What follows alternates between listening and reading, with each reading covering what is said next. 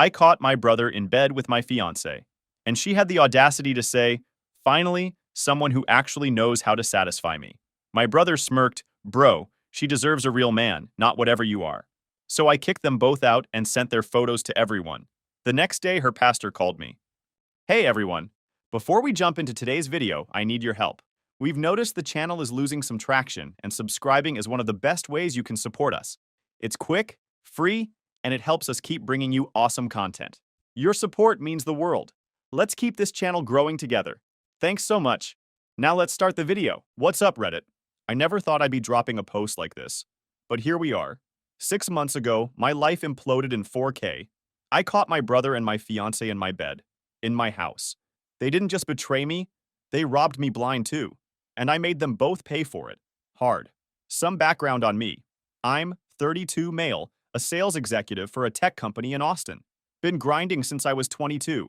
Worked my way up from cold calling nobodies to managing major enterprise accounts. No silver spoons in my mouth. Parents were teachers who made sure I understood the value of hard work. Got my own place at 27, invested smart, and built a life I was actually proud of. It happened on a Tuesday. I'd just closed the biggest deal of my career. A commission check so fat my bank probably thought it was money laundering.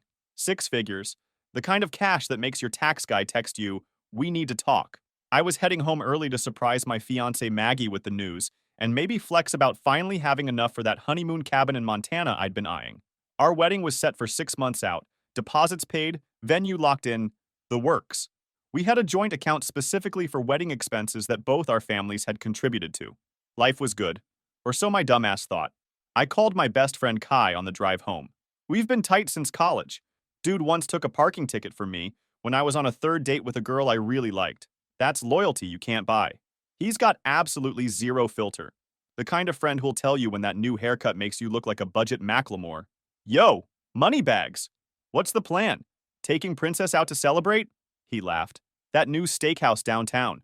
The one with the wait list that makes people lose their minds. Fancy. Just don't forget game night Thursday. You've bailed twice for wedding BS. I'll be there, I promised. Might even let you win some of this commission." "In your dreams," he shot back. I pulled into my driveway and noticed my younger brother, 29 male, Ethan's car parked there. Not unusual. He had a key and crashed at my place sometimes when he was between opportunities, aka jobs. Ethan was my parents' golden child, and honestly, a bit of a leech. 3 startup ideas in 2 years. 0 actual businesses. But whatever. Family is family. The house was quiet when I walked in. Too quiet. I called out but got nothing. Then I heard it. A laugh from upstairs. Our bedroom. You know in those movies where everything goes into slow motion right before disaster strikes? That's exactly what happened as I climbed those stairs. Each step felt like walking through cement, my brain scrambling for any explanation besides the obvious. I pushed open the bedroom door. The sight hit me like that scene in Fight Club where Edward Norton beats himself up. Maggie and Ethan, in our bed. The $3,500 memory foam mattress I'd bought when we moved in together. They were so wrapped up in each other, they didn't notice me at first. Ethan's back was to me, but I could see Maggie's face clearly. She was looking up at him with this expression I'd never seen before, like he was the last PS5 on Black Friday, and she was ready to throw hands for it. I must have made some sound, because Maggie's eyes suddenly snapped toward the door. We locked eyes, and I watched her face transform from pleasure to pure panic in a split second. Ethan turned, saw me, and scrambled backward. But that smug smile, the same one he'd had since we were kids whenever he took something of mine, flashed across his face for just an instant before he tried to hide it. The same smile he had when he accidentally broke my Xbox when we were kids. Some things never change. "Cole," Maggie gasped. "Oh my God, you weren't supposed to be home." My hands started shaking. Blood roared in my ears. The doorframe seemed to be the only thing keeping me upright as the room tilted sideways. "What the hell do you think you're doing?" I shouted. Maggie scrambled to cover herself with the sheets. Ethan just sat there with this deer in headlights look, not even trying to seem ashamed.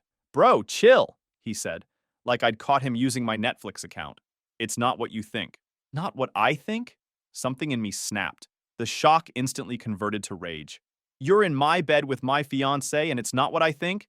What exactly is it then, Ethan? Please enlighten me with your TED Talk on this situation." Maggie started with the waterworks. Those fake-ass tears I now realized she'd been using to manipulate me for years. Cole, please, we need to talk about this, she stammered. It was a mistake. A mistake? I laughed, and it sounded like it came from someone else. A mistake is forgetting to like your bestie's new profile pic. This, I gestured between them, this is a choice. A series of choices. Multiple choices made over multiple days. Ethan finally stood up, pulling on his jeans. Look, you're being dramatic. It just happened. We didn't plan it. That was it. 5 years of watching him get everything handed to him. Always being our parents' favorite. Always taking what was mine. It all exploded at once. I lunged forward, and my fist connected with his jaw with a satisfying crack. He stumbled backward, eyes wide with shock. Blood trickled from his lip. "What the hell, man?" he said, sounding genuinely surprised, like consequences were a foreign concept to him. Imagine his shock discovering that actions have consequences. Revolutionary concept, truly groundbreaking stuff. "Get out," I said, my voice deadly quiet. "Both of you. Now." Maggie was full-on sobbing now. "Cole, this is my home too. We can work through this. You're overreacting." "This is my house," I corrected her, ice forming in my veins. "The deed is in my name. The mortgage payments come from my account. I bought this place 3 years before I met you. You are a guest whose welcome has expired. Get out." Ethan grabbed his shirt, that smug look replaced by something between fear and anger. "You're going to regret this, bro. Mom and Dad will hear about this." I laughed again, hollow and cold. "Yeah, they absolutely will." In stunning 4K detail. I followed them downstairs, watching as they scrambled to gather their stuff. Maggie was wailing about how I was being unreasonable, how she'd made a mistake, how I was throwing away 5 years over one slip-up, as if sleeping with my brother was like forgetting to take out the trash. "You don't understand what it's been like for me," she screeched, her true colors showing. "You're always working, always on your phone. Ethan actually listens to me." "Sounds like a you problem," I replied. As they walked out the door, Maggie turned. "You really going to throw everything away over one little mistake? After everything I've done for you?" "What exactly have you done for me, Maggie? Besides drain my bank account and screw my brother?" She gasped like I'd insulted her entire ancestry. "I planned our entire wedding with my money," I shot back. She stalked out onto the lawn and then, in a final dramatic gesture, she ripped the key to my house off her keychain and threw it onto the grass. "Keep your stupid house. I never liked it anyway. The kitchen is outdated and the neighborhood is going downhill." I watched the key fall. Then I closed the door, locked the deadbolt, and leaned my forehead against the wood. The silence felt like a physical weight. I pulled out my phone and texted Kai, "Need you to come over. Now bring energy drinks and your brain cell." His response was immediate. "On my way?" "What happened?" I couldn't even type it. 20 minutes later, his car pulled into my driveway. I opened the door before he could knock. One look at my face and he knew something catastrophic had happened. "Jesus, you look like shit." "What went down?" I told him everything in clipped sentences. His face went from confusion to shock to pure rage. "That he spat when I finished. "Your own brother? Are you freaking kidding me?" I just nodded, still running on adrenaline. "You hit him?" Kai asked. "Once. Caught him right in the jaw." "Good." He nodded approvingly. "Should have hit him twice." "What's the plan now?" That was Kai. No pointless sympathy, straight to action. "I don't know. I haven't thought that far ahead." Kai handed me a monster. "First things first. Change the locks tomorrow. I know a guy who'll do it, no questions asked. Second, we document everything. For the first time since walking into my bedroom, I felt like I could breathe again. Having someone firmly in my corner made all the difference. By 9 a.m. the next morning, Kai was at my door with coffee, and his buddy who happened to be a locksmith. By 9:30, I had new locks on every door. No more surprise visits from the backstabbers. Then I remembered the security cameras I'd installed after a package went missing. They covered several areas of the house, including the hallway outside our bedroom. We pulled the footage together on my laptop. This is where my coworker Carlos came in clutch. Carlos is our IT security guy at work. Dude could hack the Pentagon with a Nintendo Switch if he wanted to. I called him over that afternoon. "I need to access my security camera footage and make sure it's all properly saved and timestamped," I told him. "For legal reasons." Carlos raised an eyebrow, but didn't ask questions. That's why I liked him. "No problem, man. Let's see what you're working with." Carlos helped us pull and organize the footage. The timestamps showed this wasn't a one-time thing. Not even close. We went through the footage. Over the past 3 months, Ethan had been to my house at least 14 times when I was away on business trips. Always arriving shortly after I left, always leaving before I was due back. Classic calculated deception. With Carlos's help, we secured all the evidence on multiple encrypted drives. Then I checked our joint account. I logged into our wedding account and saw over $17,000 missing. Multiple withdrawals over the past 3 months, all when I was traveling for business. Some from Maggie's card, some from Ethan's. Those thieving weasels, Kai said, staring at the screen. Tell me we're going nuclear on their asses. Absolutely, I said. I want everything documented. Times, dates, amounts, screenshots of it all. I created a group chat. Our parents, our siblings, the entire wedding party, our closest mutual friends, Maggie's bridesmaids. I titled it, Important Wedding Update. I sent one message. The wedding is off. I caught Maggie and Ethan in our bed today.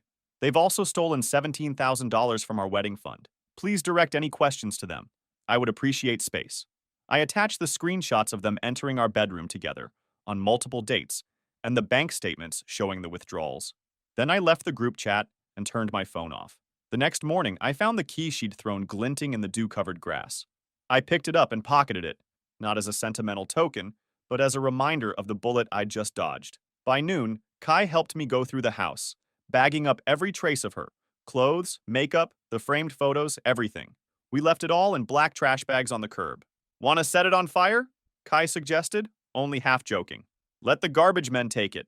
That's what it is, garbage, I said. My sister Anna called Kai's phone since mine was still off. It's your sister, he said, handing me his cell. Want to talk to her? I took the phone. Cole, it's absolute chaos over here, she said.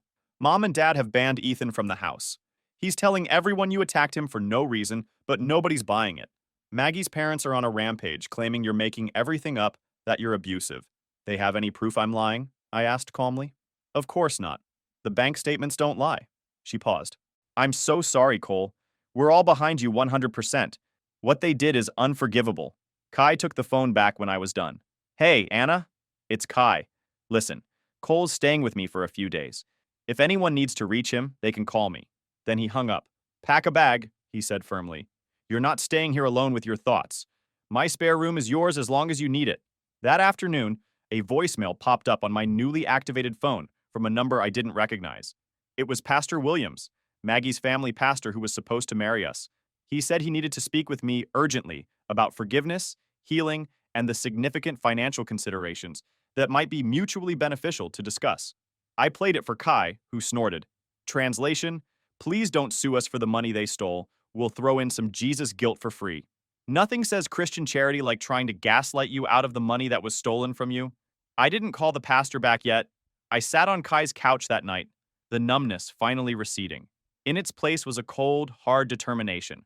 They think this is about one afternoon. They think this can be fixed with tears and prayers and money. They clearly don't know who they're dealing with. I wanted them to pay.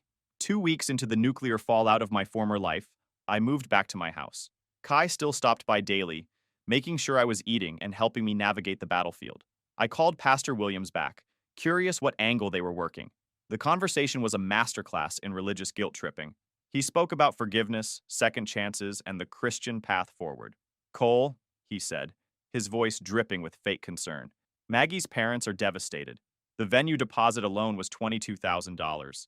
In the spirit of Christian charity, they're hoping you might cover that, since you were the one to cancel the wedding so abruptly. Pastor, I said, keeping my voice even, I didn't cancel the wedding. A breach of trust canceled the wedding. Their daughter's actions were the breach. The deposit is the price of that action. It's not my debt to pay. But your brother is not my problem anymore. My parents raised us both with the same values. He made his choice. The pastor sighed heavily. Maggie's parents are prepared to take legal action over the wedding expenses if necessary. They're welcome to try, but they should know that I've already filed a police report and a civil suit against both Maggie and Ethan for the stolen $17,000 from our joint account. If they want to add their names to that legal battle, that's their choice. I hung up before he could respond. When Kai came by that evening, I recounted the conversation. The ball's on these people, he said, shaking his head. They're really trying to shake you down after what their daughter did? Unreal. That's not even the best part, I told him. My parents finally called. Kai raised his eyebrows. And they've banned Ethan from the house and cut him off completely. Good. Kai nodded firmly. At least they've got their priorities straight. The lawsuit was moving. First, my theft case against them for the wedding fund money. Then came Maggie's countersuit claiming emotional distress and that the money was a gift she was entitled to use. Kai recommended his cousin Monica, a lawyer everyone called the Piranha. She was expensive but worth every cent. Her track record was impressive. She specialized in cases where emotions ran high, but kept her own approach ice-cold and strategic. Around this time, I met Zoe, Maggie's so-called best friend who suddenly started showing up everywhere I went. Coffee shops, the gym, even the freaking grocery store. At first, I thought it was coincidence until she accidentally bumped into me at the mall. "Cole, hey," she said, acting surprised. "So crazy running into you here." "Is it?" I asked flatly. "Look, I just want you to know that Maggie is absolutely devastated. She made one mistake 14 times over 3 months? That's impressive math." Zoe's fake smile faltered. "She's having a really hard time. She can't eat, can't sleep. She really loves you, Cole. She just got confused. Ethan was persistent. He manipulated her." I just stared at her. "Are you done?" "I just think if you two talked. Tell Maggie that if she wants to talk, she can do it through my lawyer. And tell her to stop sending you to spy on me. It's pathetic." Zoe's face hardened. "You know what? You are exactly as cold and heartless as she said. Maggie deserves better. And yet she chose worse," I replied, walking away. Meanwhile, Ethan was posting all over social media that I was mentally unstable, that I'd attacked him unprovoked, that Maggie and I were on a break when they got together. Maggie joined in, claiming I was controlling and abusive, that she'd been trying to leave me for months but was afraid. The "we were on a break" defense. Ross Geller called from 1997, and even he thinks that excuse is weak. "You seeing this garbage?" Kai texted me one night with screenshots of their latest posts. "Trying not to," I replied. "Well, I'm documenting all of it for Monica. This is textbook defamation. They're digging their own graves." The Piranha advised me to file a defamation suit. "They're making this too easy," she said during our meeting. Kai had come with me for backup. Every post, every lie, every accusation without evidence. It's all ammunition for us. Then Maggie's bridesmaids started messaging me, demanding I reimburse them for their dresses, their planned bachelorette trip, even their nail appointments. One of them, Ashley, called me screaming that I'd ruined everything and that I owed them all for the trauma I'd caused. I forwarded every message to Monica, who added it to what she called our entitlement file. Kai found their demands hilarious. "So let me get this straight," he said over pizza at my place. "You catch your fiancée banging your brother, and somehow you owe her friends money? That's next-level entitlement. What do they think this is? A subscription service they can get a refund on?" Then Maggie took it to another level entirely. She showed up at my workplace, screaming in the lobby that I was a psychopath and a controlling monster. Security had to escort her out while my coworkers watched in shocked silence. My boss called me into his office afterward. "Something I should know about?" he asked carefully. I gave him the condensed version. To his credit, he nodded and said, "If she shows up again, we'll have her arrested for trespassing. And Cole, your promotion is still on track. Don't let this derail your career." Kai was furious when I told him about the work incident. "That's it. No more Mr. Nice Guy. We're getting a restraining order against her crazy ass. She's escalating, and that's dangerous." But Maggie wasn't done. 3 days later, my neighbor called to tell me Maggie was outside my house, throwing my stuff onto the front lawn and screaming that I was hiding things from her. By the time I got home, she'd broken a flower pot against my front door and spray-painted "liar" on my garage. I called the police, filed a report, and got a temporary restraining order that same day. My lawyer added harassment and property damage to our countersuit.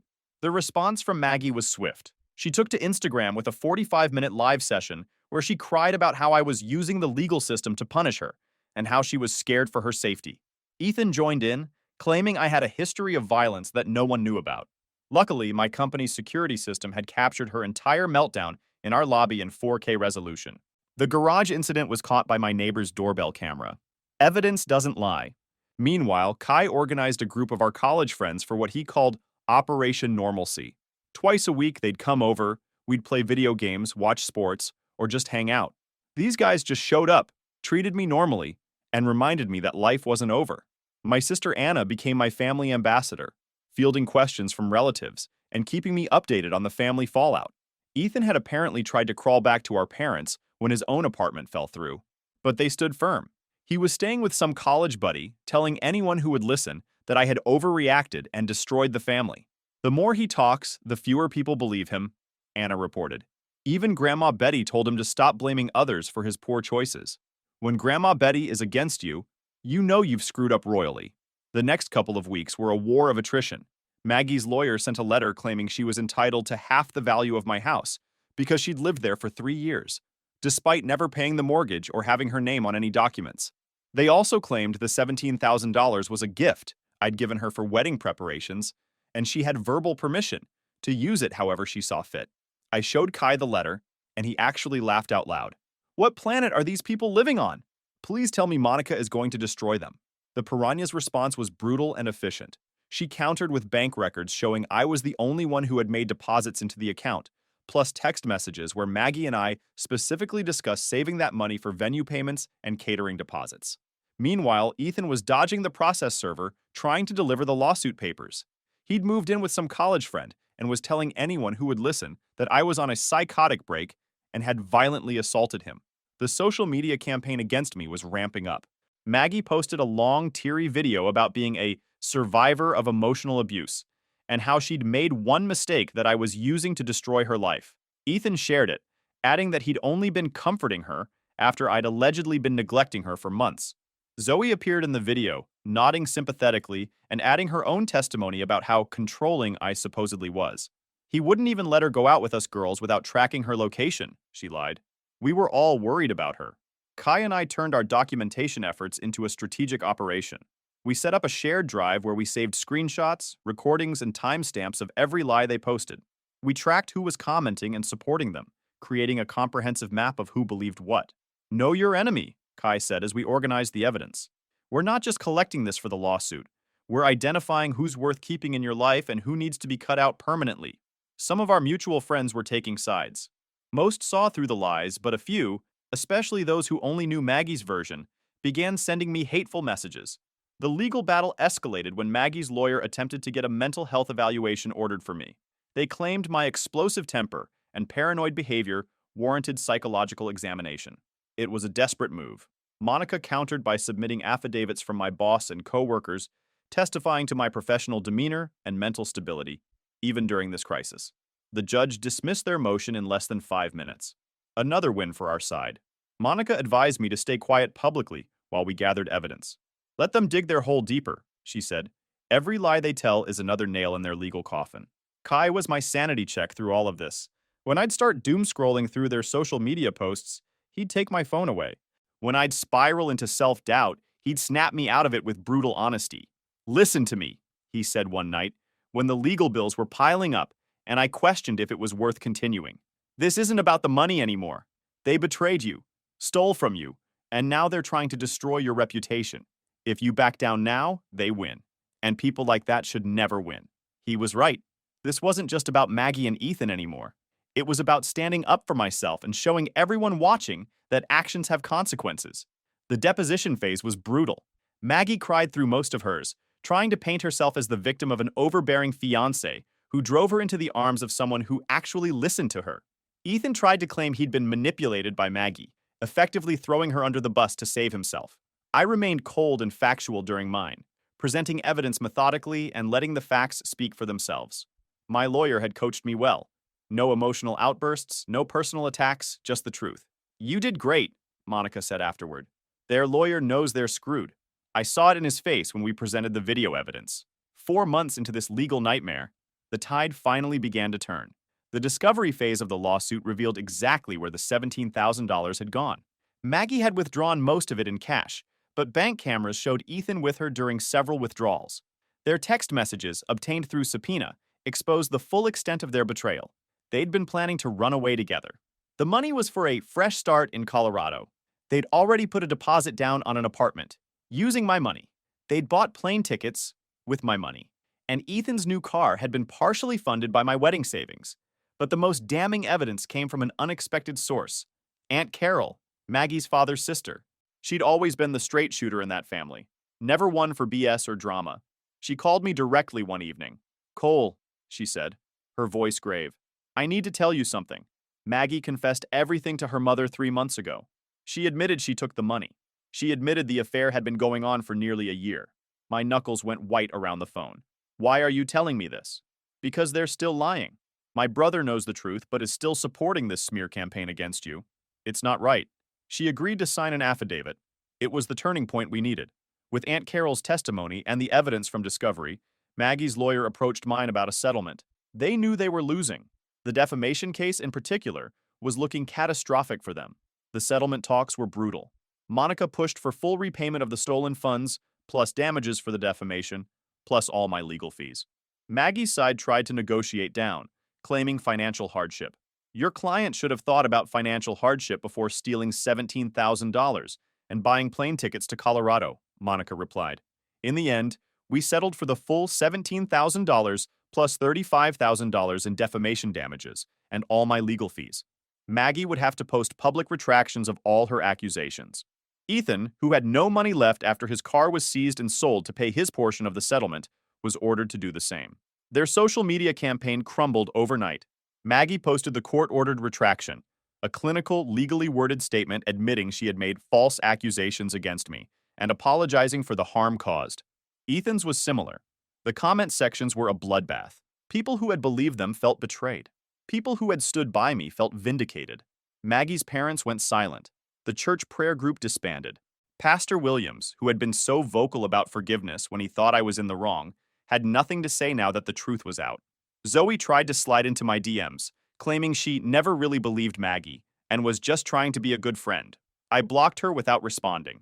The victory felt hollow but necessary. I hadn't wanted any of this. I just wanted a normal life with someone I thought loved me. Instead, I got a crash course in betrayal and legal warfare. Kai came over the night the settlement was finalized. He brought drinks and ordered pizza. I know this doesn't feel like winning, he said, unusually serious. But I want you to know something. I've watched you handle the absolute worst betrayal possible with more focus and discipline than most people could manage. You didn't break. You just fought for the truth. That's something to be proud of. I didn't have words to respond, but I didn't need them. That's the thing about true friendship. Sometimes just being there is enough. It's been 6 months since the settlement. A full year since that Tuesday afternoon when my world imploded. The dust has settled, leaving behind a landscape that's changed but no longer hostile. I sold the house. Too many ghosts, too many memories. I bought a smaller condo downtown that's completely my own. New space, new vibe, new start. Kai helped me move, bringing a group of our mutual friends who'd stuck by me through everything. No offense, but your old place had Maggie written all over it, Kai said as we arranged furniture in the new place. All that basic live, laugh, love energy. This place actually looks like you. I'd been hitting the gym religiously since the breakup. I needed somewhere to channel all that anger and energy. The results were showing. I'd dropped the stress weight I'd been carrying and put on serious muscle. My trainer said I had a natural talent for powerlifting, and I'd started competing in local meets. Carlos joined me most mornings for training sessions. Turned out the IT guy was a former college wrestler. Work had become a refuge rather than just a paycheck. I threw myself into new projects, coming in early and staying late. My boss noticed, and 3 months after the settlement, I was offered a promotion that came with a corner office and a 30% salary bump. Ethan was the first to come crawling back. He showed up at my office one day, looking nothing like the smug kid brother I remembered. His clothes were wrinkled, his eyes hollow. He'd lost his job, his friends, his reputation. Our parents had maintained their position. He wasn't welcome in their home until he made genuine amends. Cole, he said, his voice cracking. I need help, man. I can't get a job. No one will rent to me with the legal judgment on my record. I'm sleeping on couches. I looked at him for a long moment. My little brother, the golden child, now broken and desperate. Why did you do it? I asked. It was the question that had haunted me for a year. He couldn't meet my eyes. I don't know. I always wanted what you had. You made everything look so easy. The job, the house, the girl. He swallowed hard. She made me feel special. Like I was better than you for once. The pathetic truth of it all hit me then. This wasn't some grand passion or deep love story. This was petty jealousy, pure and simple. I can't help you, Ethan, I said finally. Some bridges stay burned. I walked past him into my office. It wasn't satisfying. It was just done. I thought that was the end of it. I was wrong. It was a Thursday night. I was at home making dinner when someone started pounding on my door. I looked through the peephole. Maggie. She looked wild-eyed, mascara streaked down her face. I opened the door, keeping the security chain on. You're violating the restraining order. Leave or I'm calling the police. Please, she sobbed. I need to talk to you. It's important. Please, Cole, just 5 minutes. Against my better judgment, I unhooked the chain. She pushed her way in immediately, and that's when I saw it. The small but unmistakable baby bump. She was pregnant. Ethan left, she blurted out, tears streaming down her face. He just disappeared, changed his number, closed his social media. He wants nothing to do with this baby. I stood there, stunned. And this concerns me. How exactly? Her face changed then, from desperate to calculating. You're the only one who can help me. My parents won't speak to me. I can't do this alone. Maggie, that's not my problem. But it could be yours, she said, her voice turning sly. We were engaged. Everyone knows that. You could… Stop. I cut her off. Are you seriously suggesting I pretend to be the father? You always wanted kids, she cried, suddenly hysterical again. And you were always better than him anyway. More responsible, more stable. This baby deserves someone like you, not him. Let me get this straight, I said, keeping my voice level. You cheat on me with my brother, steal my money, try to destroy my reputation, and now you want me to raise your child? Is that about right? It's not like that, she wailed. I made a mistake. I still love you. I always have. No, I said simply. You don't love me. You never did. You loved what I could provide. Now get out of my home before I call the police. She screamed then, a raw sound of rage and frustration. You'll regret this. This baby is innocent. How can you be so heartless? The same way you were when you were screwing my brother in my bed, I replied coldly. Actions have consequences, Maggie. These are yours. I already had 911 dialed on my phone. You have 30 seconds to leave before I hit call. Her face contorted with rage. You think you've won? You haven't seen the last of me. Feel free. The security camera in my hallway has recorded this entire conversation. I'd say that gives me enough to have you arrested. She stormed out, slamming the door behind her. I called Kai immediately. He came over within 20 minutes, surveyed my shell-shocked expression, and just shook his head. Pregnant? With Ethan's kid? Man, this shit just keeps getting better. He helped me calm down. You okay? Yeah, I said, and was surprised to realize it was true. Actually, I am. That was her final play. And it didn't work. It's really over now. That was the last desperate move in their playbook. When manipulation and threats failed, they had nothing left. Life moved forward at a rapid pace. I excelled at my new position at work. Apparently, handling a personal catastrophe with professional focus impressed the higher-ups. I doubled down on the gym, transforming my body completely. Carlos and I even entered a powerlifting competition together. He took first in his weight class, I took third in mine. Not bad for a rookie. I dated casually, nothing serious. Trust isn't something I give away easily anymore. I made new friends, joined a basketball league, took up rock climbing, started living for myself instead of for someone else's expectations. Kai remained my right-hand man through it all. When I'd start to slip into overthinking, he'd drag me out to a game or a concert. When I considered turning down the promotion because of the added stress, he simply said, after the year you've had, this is nothing. Take the damn job. I heard through Anna that Ethan was working at a gas station in some small town 2 states away. Maggie had moved back in with her parents, who were now stuck dealing with the consequences of their daughter's actions. Karma really is the only true justice in this world. The key to surviving betrayal isn't just about getting revenge or moving on. It's about making sure you come out the other side as a version of yourself that the old you would respect. I think I've done that. And I did it without letting them break me.